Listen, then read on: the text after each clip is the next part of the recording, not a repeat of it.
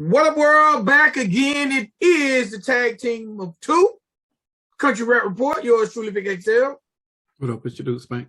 And y'all know what it is. This is the Country Rap Report, the show where we give you our expert opinions, our reviews, our reactions on some of the greatest, latest country rap videos. Now, what we also do is we bring you guys exclusive interviews with some of your favorite artists in the genre of country rap. Now, this episode, we won't be reviewing, but we will be chopping it up. We will be talking to an artist who's making a major impact. An artist is on the incline in this thing we call country rap. All right, before we bring him on, man, anything you want to say? No, there's a lot of news going on. My wife been trying to keep me up to date with some stuff that's happening on social media because I just don't follow it. Well, tell her to hit me. I can make some shorts. Well, did you see the whole church and Jesse B stuff yesterday? I did see that. Yeah, that kind of made Jesse B's year life.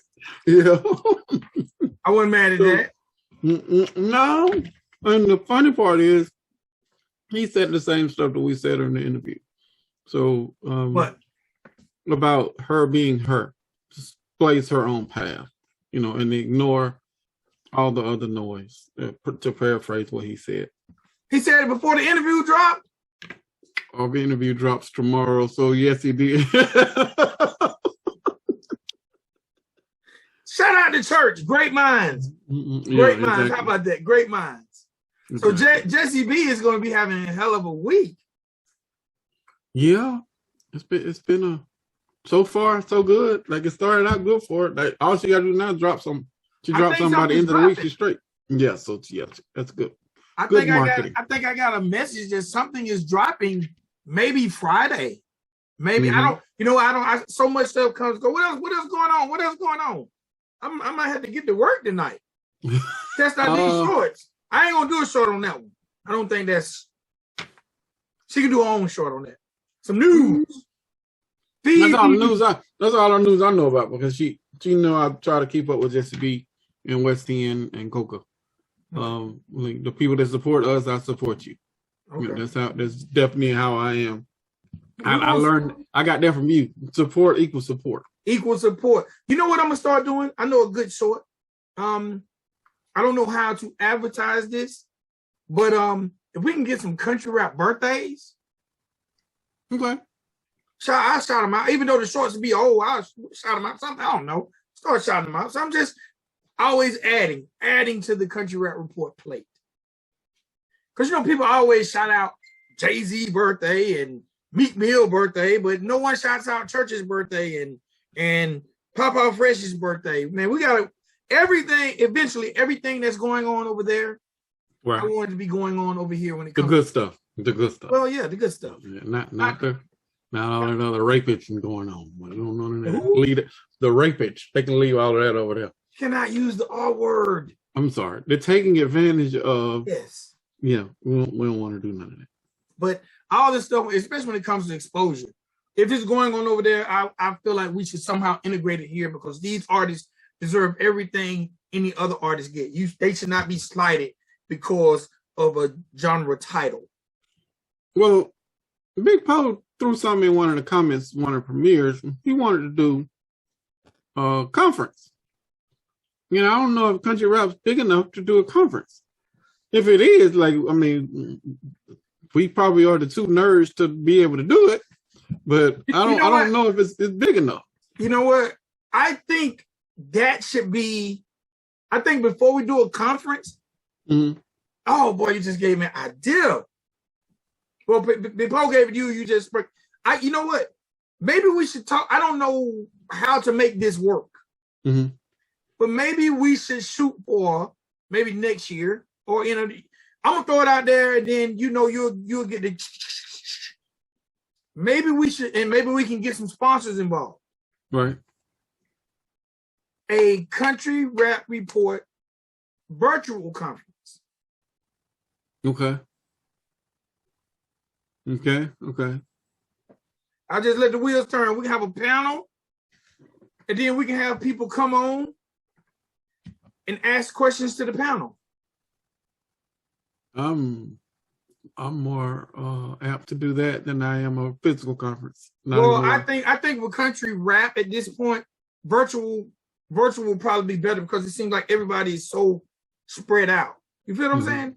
But I think if we could somehow get Gator, if we could get lucky enough to get Church, definitely Poe, some established artists, maybe Ghost or Drake. You feel what I'm saying? Try to get a producer. Dub 30. Right. Maybe we can get a producer label on just a panel. We could do it. We could do it via Zoom, or we could actually do it live. We can do it live through live stream. It could be me, you as the moderators. We can have our panel up there, and I can pull people up one at a time, or whoever's controlling the stream one at a time to ask their questions. Okay. I mean, I'm just saying, just something to put in the chamber since Big Poe threw it out there.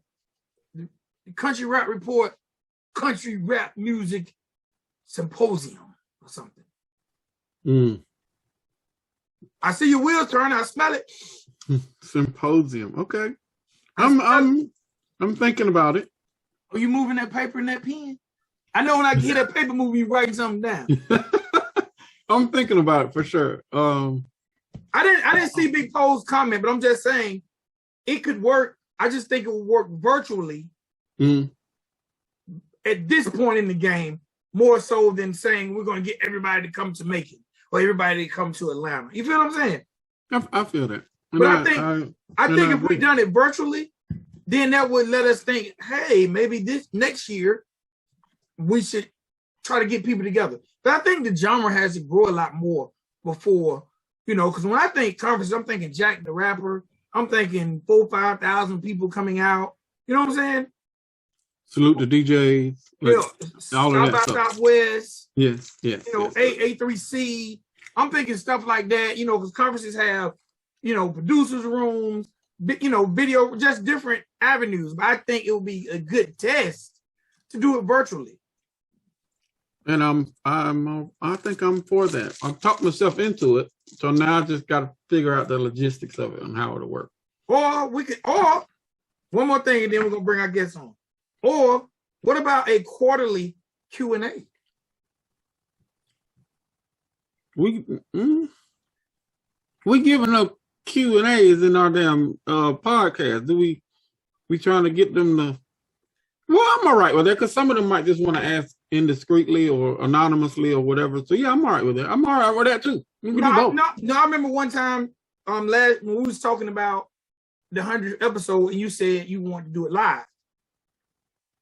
Live and me is a problem because that's what you were saying. You were saying you wanted to do it live. I know, but sometimes I need a filter, especially if it's a certain topic or certain hot button things. Then I need to think about that before I let it fart out my mouth.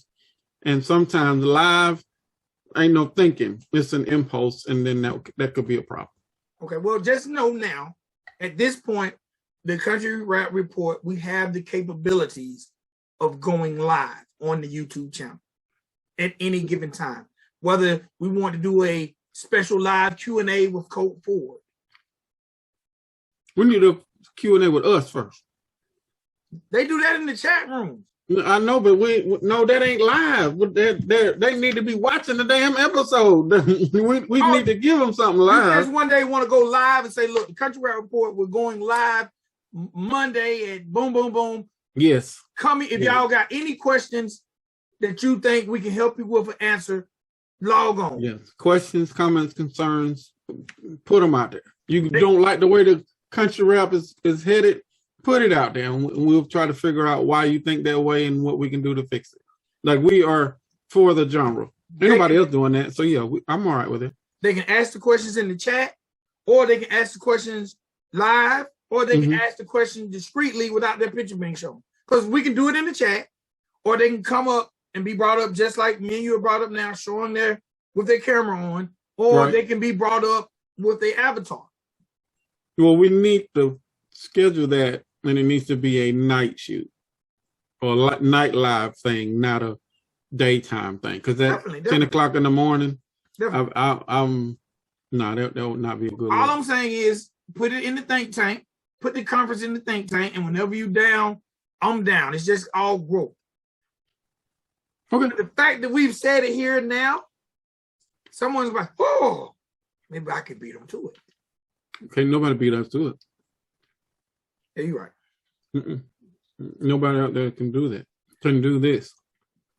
I think it'll be dope though, and I think as some of the messages that we're getting from the people, I think they'd love to come in and talk. And I would like some of the naysayers too. They can come on in. This is why it doesn't need to be live. Okay, well, I'm all right with it. No, because if it get out of control, my bag, I dropped them. I've done radio for years, so just dropping a collar ain't no problem.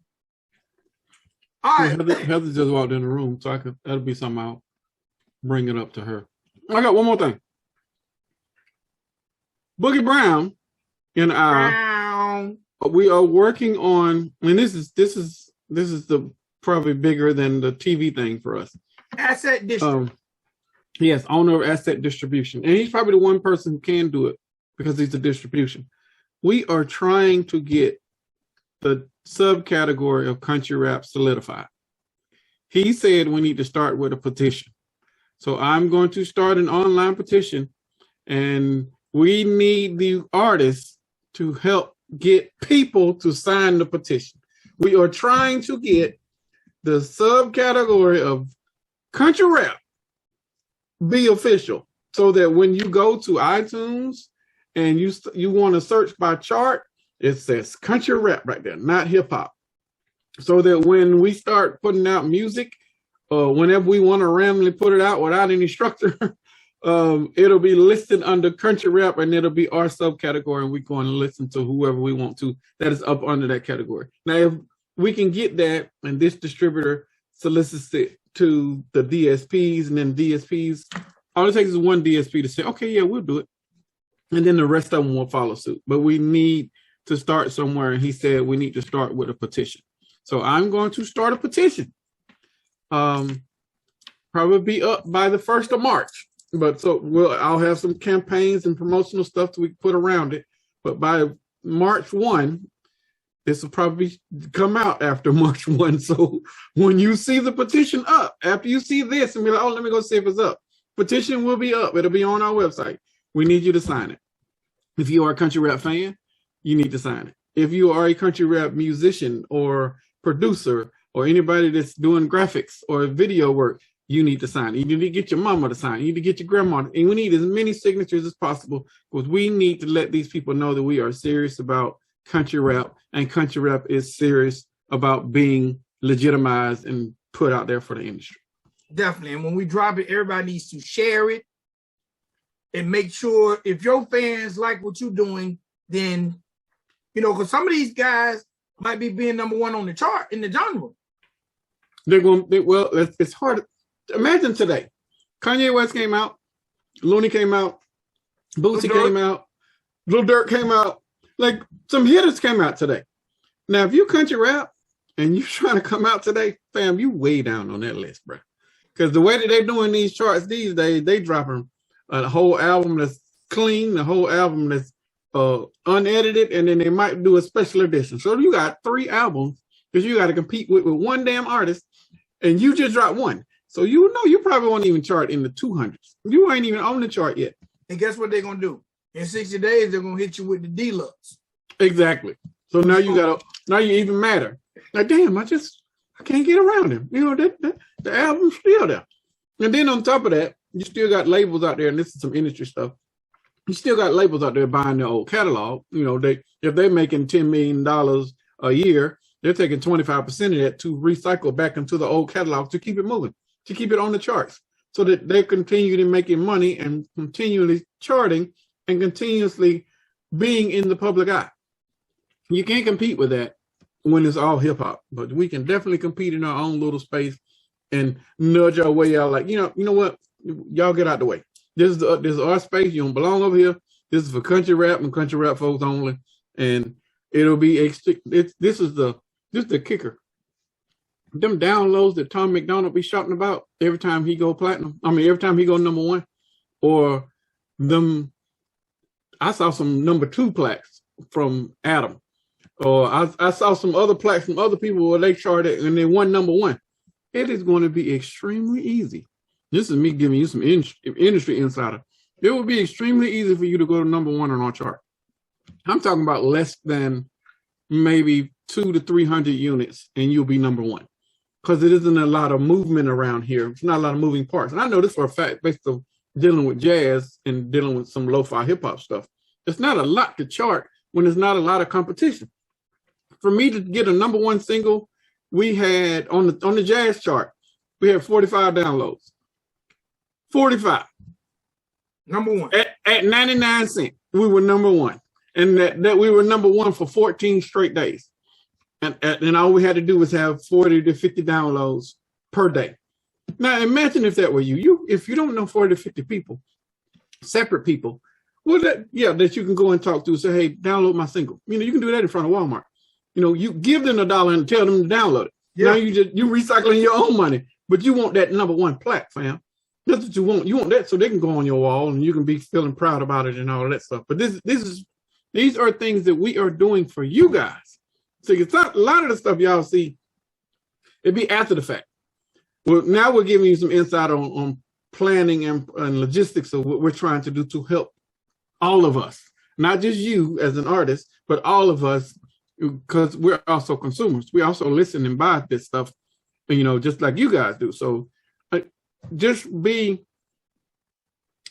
that we are here for the genre and we're trying to do everything that we can in our power to make us be legitimized and be official.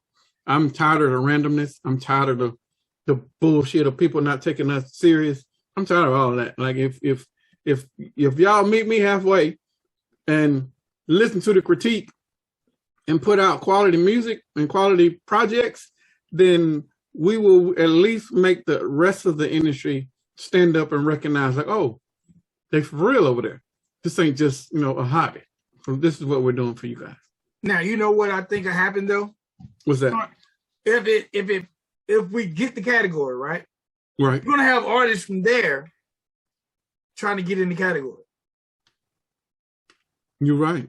So they probably need to have somebody over there that I know they got filters. They got people that filter the genres for other genres. So they should have it for country rap. Now I'm not volunteering to do it, but somebody that listens to country rap a lot over there on those DSPs should be the person to do it, not just some random person to be like, yeah, I'll do it. Pay me $20 an hour. Like, no, it needs to be somebody that's legitimately into the industry or knows about the genre. Well, I'll do it for $20 an hour. Think I can do it at work? Can I listen and work? Hey, man. So look, man, when that petition comes, y'all please get aboard. Yes. Let's make this happen for real. This is something we've been talking about. Hey, we get a category. Then next thing, maybe we'll get a category at an award show. Yes, they have to recognize it then. Yeah. All right, ladies and gentlemen, boys and girls. Now, as I told you, we're not reviewing today. Today, we're going to be talking to an emerging artist, someone who's paving his way in the country rap genre. So let me bring a re-emerging artist. We're going to find out. Yeah, we're going to find out. We're going to find out. Ladies and gentlemen, boys and girls, welcome to the Country Rap Report as he boots up Phathead, the music child. All right, we're waiting for his audio to connect. Should I give him to flip that thing or we all right? What do you think?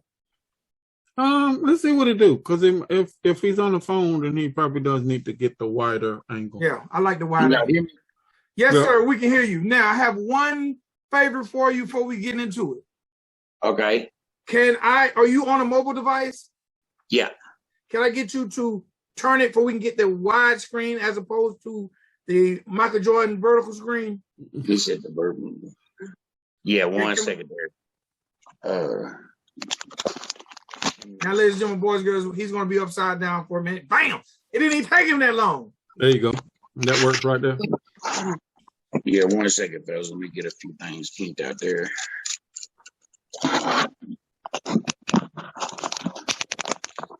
He messed up his whole setup. He was prepared. Whoop,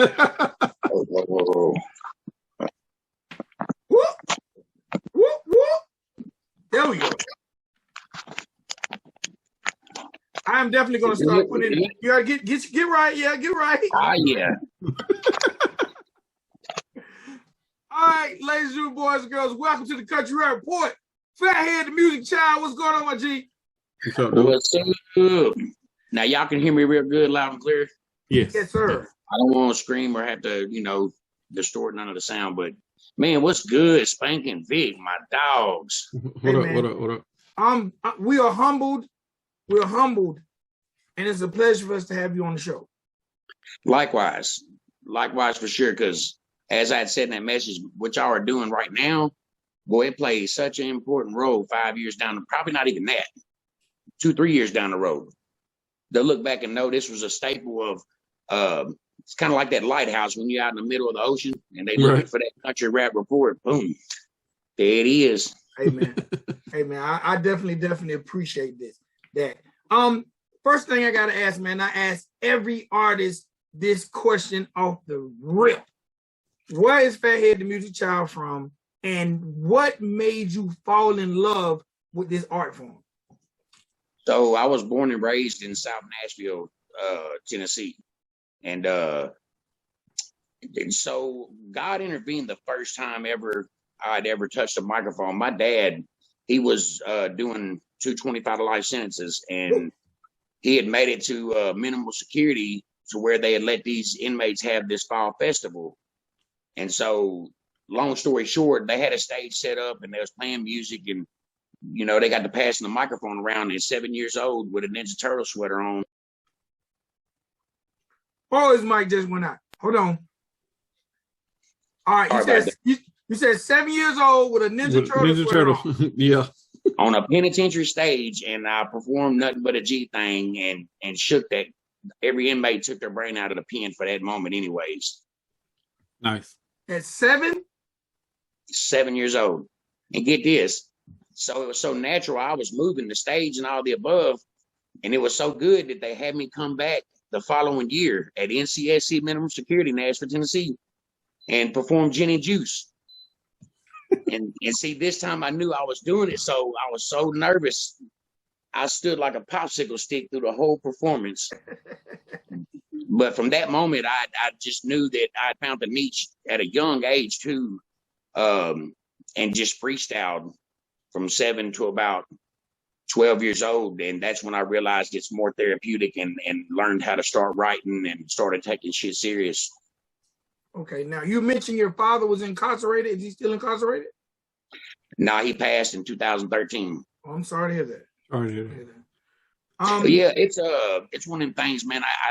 I had to worry about a lot of my family members that I have lost, to where now, their soul's rested and I don't really have to put, worry about their condition. I come from a pretty rough background, so All right. Well, speaking of background, man, if you don't mind, let's get into your background, because when I hear your rhymes, I can tell that you come from something. Right. So I think most of my inspiration with rap music overall was more like Tupac, Dayton Family, UGK, A Volume, JG. It wasn't just rap. It was a feeling of the music married with rap. And then the rap actually had a message. And so I think when Tupac says, here's a message to the newborn that, that didn't believe, if you believe you can't achieve, just look at me. Stuff like that. It grabbed me and I gravitated towards, music, real music, Scarface, DMX, one of my favorite artists, So yeah, just getting a lot of inspiration from that 90s, mid 2000, music, early 90s to mid 2000. And it's funny because, it got into a lot of battle rapping in Nashville. There's a lot of shit going on in Nashville. A lot of people in the world didn't know, and the United States didn't know, as far as like the rap scene. As y'all know, there's a lot of people that's blown up out of Nashville as well. Mm-hmm. I didn't know Nashville had a rap scene. Right. That's what I'm saying. Young Buck. That ain't a rap scene. He had one song. No. Look, you had 2 nightclubs that had team nights to do these battle raps. So Jelly Roll was running the Outer Limits, pretty much winning every week. And I was down at the Cantina pretty much winning every week. To the point that, look here, they put an age restriction on the Cantina because I was down there slaughtering grown-ass men. I couldn't get back in the building. So at any point in time, did you have to ever take it to the other club and battle Jelly Roll? So me and Jelly crossed paths twice. And on the second one, we both kind of agreed that neither one of us wanted to smoke from that point moving forward because we knew both of us was gladiators, you know what I'm saying? Right. And then years later, we had, y'all might have seen it, we had a freestyle session at Big Smo's studio. I think it was around 2010 maybe or so. And outside of that, man, that's where I caught my break, you know. Like if I was to tie some things in without just putting a 5-hour, you know, onslaught, I was definitely destined to die or go to jail in terms of what my environment was, you know. From 11 years old, I had lived on the streets from that point all the way to when I met my wife. And the woman's important because that's what put my ass in check. See what I'm saying? So at that point, I basically promised her that if music got to a point that it was out of control, I'd walk away, you know, and get the family in pocket. And, you know, that's what God put on me. So I had to do that. So I sit away from the rap game for 10 solid years and watched a lot of my peers do their thing, watched some peers fall off. And, you know, the whole time I still had that itch in the back of me. So I knew it wasn't going to be forever, but I just had to become a man, you know, evolve. All right, I have to ask, man, why is an 11-year-old child on the street? Well, so, you know, I was born in Vine Hill Projects for starters. And I went in and out of foster care probably 4 or 5 times up until the point of 9 years old. And my mom was a drug addict. My dad was a drug addict. My brother was a drug addict. They're all dead, drug related, you know. So, and not to just get on the all serious note, you know what I'm saying, but I'm a pretty serious cat. So, and I like putting a portion of my story out there because I know it happens today in the real world, you know. So just to sum it up pretty quick, you know, my mom had been diagnosed with AIDS and she came to me and knew that she was fixing to be going to jail as well. And she told me I'd have to learn to make money and survive on the streets. There was really nowhere to go. And I knew already at 11 that I had to pivot away from getting in the government's radar because that's when they'd send me back to state or foster care.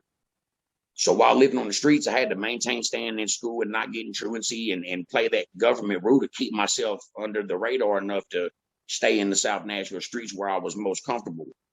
And it wasn't for mom being real like that. I don't think I built the character or become the person, you know, that I have. So this ain't a story of, you know, no pity me. This is a story of retribution. You know, this is a story of my mom keeping it so real that I would be prepared to where I'm at now. You know, I'm with my family. I beat the system. You know, you don't get to do that in too many lives. You know what I'm saying? So I'm blessed. No doubt. All right, now in that, from that was 11, a lot. That was a lot right there. You see, I had to catch wind, but you know what? I'm still trying to.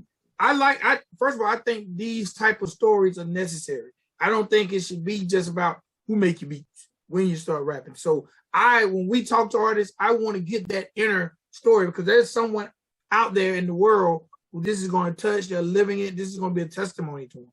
There's somebody in country rap right now that's dealing with this. Yes. Specifically. And we've talked to a couple. So yes, I understand it. I'm glad you came through it, bro. And I'm glad that you did not let it sour you.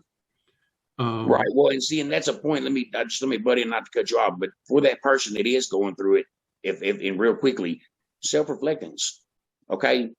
A good daily dose of self-reflectance will get you out of most situations in life, even the most dire ones. I promise. Self-reflection and telling yourself the truth.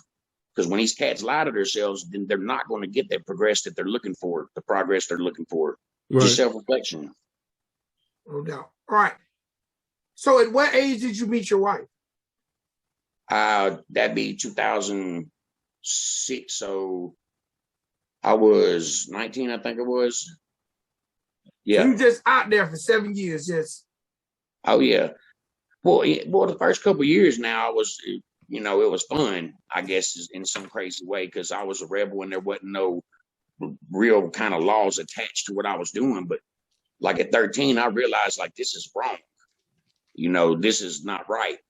So with my comeback, that's why I'm methodical about this comeback, because Music Child it's the opportunity for my first album back to be able to convey that message. Now, I didn't want to just pour all of it into one album so it didn't fall into that, you know, super depressed or super, you know, one tone. So I peppered some of my personal stories in, as I intend to do over this 3-album run. That way, smart, you know, certain parts of the song people can relate, reflect, and move on, you know. Okay. All right. Now, what during that 10 years of becoming a man, what kept you grounded but kept your ear to the street when it came to the music? And he came a man at 11. He was a man at 11. He had to do man stuff at 11. He had to take care of himself on these streets at 11. Like, and that, boy, you had some angels over you, brother. At 11, trying to survive in the streets, there is no way a kid is supposed to survive those type of situations. No, sir. You are blessed. The last time I come out of foster care, my mom had called me from jail, and she told me, and I'm in a foster home in East Nashville, Tennessee. Mm. And she told me, she said, son, if you want to get back to South Nashville, I got a friend. You call him, he'll go to court and get custody of you, and just tell him you'll give him the food stamps and the vouchers, and you won't even stay there. Just get you back to South Nashville. Don't get in trouble. And I went and did this in the court system, and this cat got custody of me, and he was one of my mom and dad's mutual friends. And you talk about being a man. So when we got to his house, he put his hand out and shook his hand. I thought I'd be able to stay there as long as I went to school and stuff, but no, a deal's a deal. And I respected it. I swallowed that lump and walked on because I was home. You know, and right. This is real life stuff right here we're talking about. You had to go? Yeah. This is a movie, bro. This is a real life movie that needs to be shown, bro. I think it's not even a that's a small portion, brother. This 3 albums, I'll be able to allude to a lot of it, but it is, man, I've overcome, brother. God is great. You know what I'm saying? How many people have, now I'm digging into your business, and I'm just curious. I'm transparent, brother. I'm transparent. How many people have you seen die around you? I'm talking about not just your family, the close family, but just the drug addicts and the being in the streets. Like, there ain't even, I've lost so many yet. Literally, not only have I lost count, brother, but it's almost like a stone feeling when I hear it. Are you numb to it? World, like so and so died, and I'm like, damn, that you can't even, especially after losing my mom and dad and brother like I did. You know what I'm saying? So it's kind of one of them deals that I was able to just kind of numb that out, but through shootouts and drug overdoses and just a lot of stuff, man. It's Are you putting this stuff in your rhymes? Absolutely. Are you leaning more towards recovery rap now because of that, or are we trying to just stay core hip hop? No. So this is more of a reality music. I don't even want a lane. I don't want a brand. I don't want. I'm over here in my own world, constructing my own symphony, and through this music, I'm going to touch lives, and I know that, you know, it's supposed to happen this way. Because, like, to tie into some more, you know, 2019, as I'd been out of the rap game so long, by then I'd, you know, built me up a bag, and I've got my family secured as an electrician, working every day, 40 hours, 50 hours a week. Good job. And I had this accident, got caught on fire, bro. What? And I had 3rd-degree burns. My face was like Freddy Krueger, and man, COVID had just hit. So, you know, I was 6 hours in Vanderbilt Hospital, and they boot me right back out. And my wife, you know, every day she's having to scrape big ass wounds all over me and clean them, and man, it's a whole mess. But sitting on that couch for that month and a half at this point in time in life, Spank, I'm looking back, I'm like, I got my daughter, I got my niece, got custody of her, my brother that passed away, you know, I got my wife, my dog, working. I got life by the balls. And God's like, nah, sit down, cuz. So that month and a half, I sit down and I said, I know what it is. I'm supposed to come back and do this music because I'm supposed to put this message out here. I'm supposed to tell these stories because I'm cheating the world. And so honestly, I literally like, it's time for me to come back. See, I had a record label 10-year run in Nashville with some of the grimiest music. You know, I've got the features with some top tier cats. I'm not a name dropper, but I've got 3 songs with Jelly Roll. I've done a song with Bravo Gator. I've done a song with Lex Top Dollar. I've got production from some of the best in Nashville, but separating from that and doing what I'm doing now, oh, it's a whole nother grand plan. It's a foundation that's we ain't building teepees out here, you know what I'm saying? Right. Have you always recorded as Phathead the Music Child? Phathead. Okay. It's always been Phathead. Okay. All right, now, it's funny you mentioned those people, Bravo, Jelly, Lex, but those people now are in the genre of country rap. Right. So that's, and all those people actually came from, you know, some of those same elements of core hip hop. So it's almost, I tell people all the time when they say country rap, it's still hip hop. Everybody who does it, for the most part, have some type of hip hop roots. Right. Well, I mean, country rap, I feel like if you're living in the South and you've got that natural draw, you've got that natural twang already, and you know, country rap can be not the facade, but it can be the brand of it. That's fine. I wouldn't necessarily say I'm a country rapper because I don't rap over banjos or, you know, I kind of alluded to that in my 16-bar challenge verse with Dub 30. You know, I don't need a straw hat. You know what I'm saying?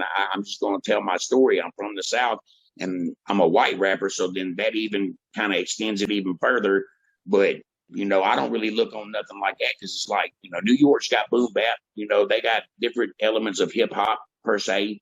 So why not? Because, I mean, UGK Pimp C was the country rap tune at the very beginning of this thing. Yes, yes. Then you start talking David Banner and you start talking about all these Southern, you know, Lil Flip and the Ludacris and T.I. You got a lot of these Southern cats. Well, that's no different than country rap because them cats ain't living in, you know, high-rise project housings and stuff like that, you know. So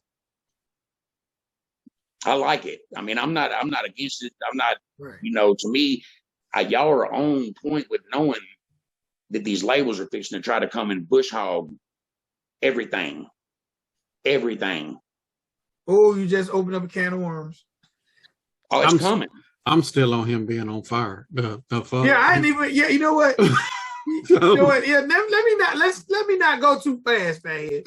Let me come back. If you don't mind me asking, how did you catch on fire?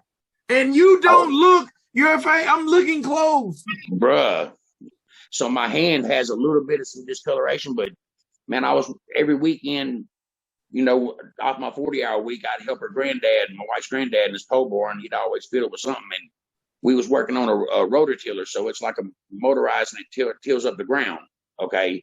Well, we was tuning it up and we had pulled the spark plug off and pulled the spark plug out. And he was going to, you know, gap the spark plug back out. And he told me, he said, you know, pull the rope to see if make sure the motor's not locked up.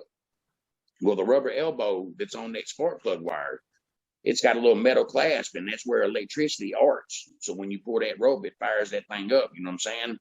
So with that spark plug not being in there, and that rubber that was on that elbow had deteriorated and fell off, when I pulled that rope, it shot that gas right into that arc and straight on to be a flamethrower. And let me tell you, so it's so many elements.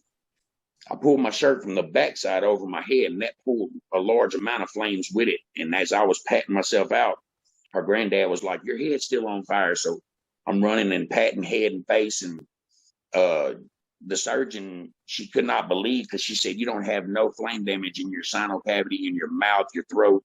She said, I don't know what made you close your eyes and hold your breath, but honey, you are lucky.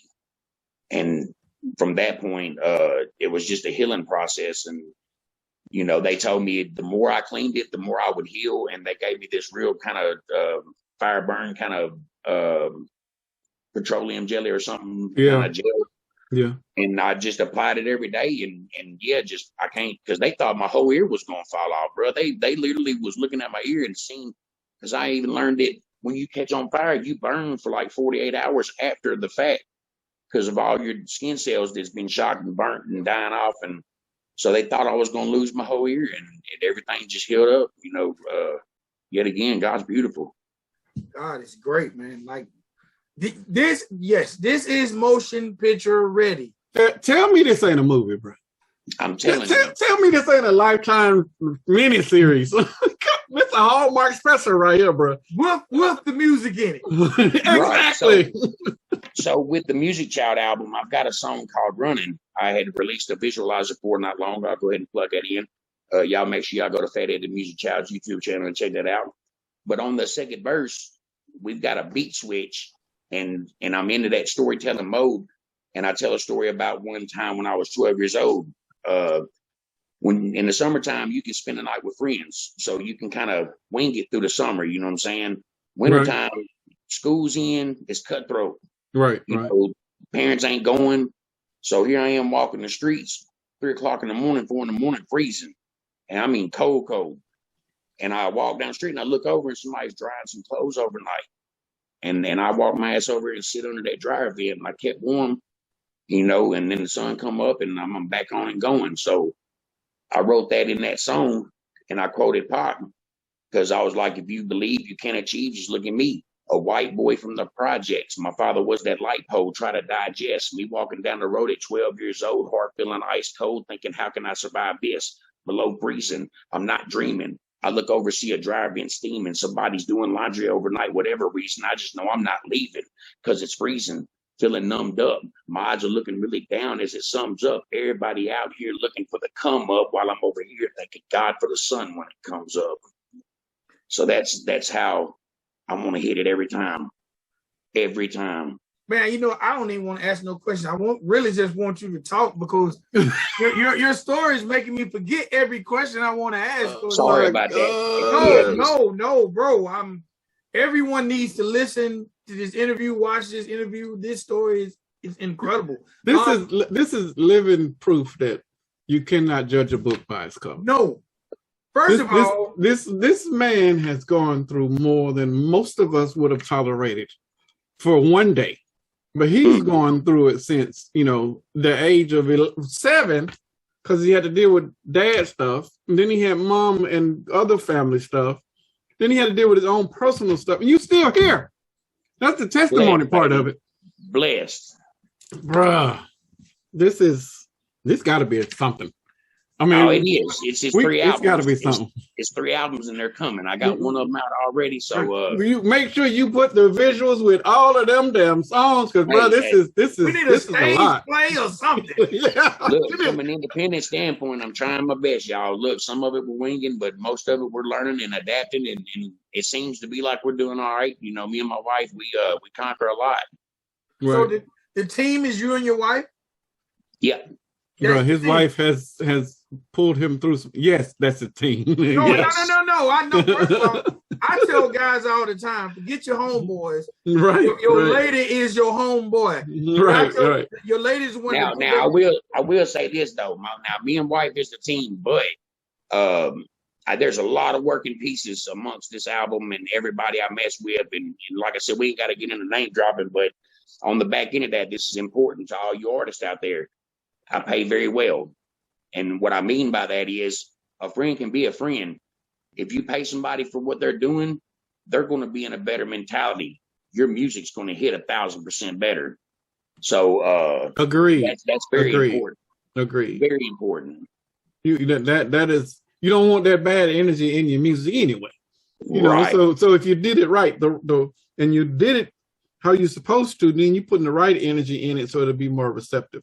A lot of people, they wonder why they mixtape or they songs don't move, but bro, you didn't pay for the beat. You stole the beat from YouTube, so you put the energy into it. You reaping what you sowed. It ain't on them; it's on you. So I totally understand it. I agree with that whole philosophy there. When you reemerged in the game, what was that like? You took 10 years off.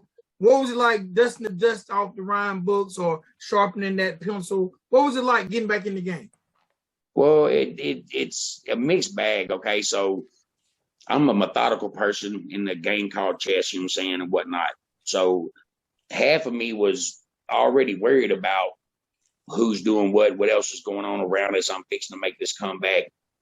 But my producer, DJ O'Rig, shout out O'Rig, he works with a lot of people and stuff. But me and him formed a great relationship from my touring days with Big Smo. And so when I come back, I knew he would be my go-to. And the first thing he told me the first night we recorded, as I was telling him what my ambitions were, he said, Phathead, don't worry about nobody and focus on core fan base. Start with 5 people and let that number grow. And don't worry about nothing else. And it changed my whole perception to the point that it made it fun. I was actually eager. It's like being a kid again. Mind you, that booth was my sanctuary my whole life as far as I'm considered. Music was my parents. That's what taught me. That's what, music was the only thing there when I was sleeping in cars, or if I was on somebody's porch, or if I was in somebody's house on their couch, it was always music. So with the comeback, there was a lot of built up, energy. There was a lot of pre-thought out, as I know how this 3-album run's going to go. But overall, excitement and fun because, being able to record. So one thing I didn't like is having to record once a week.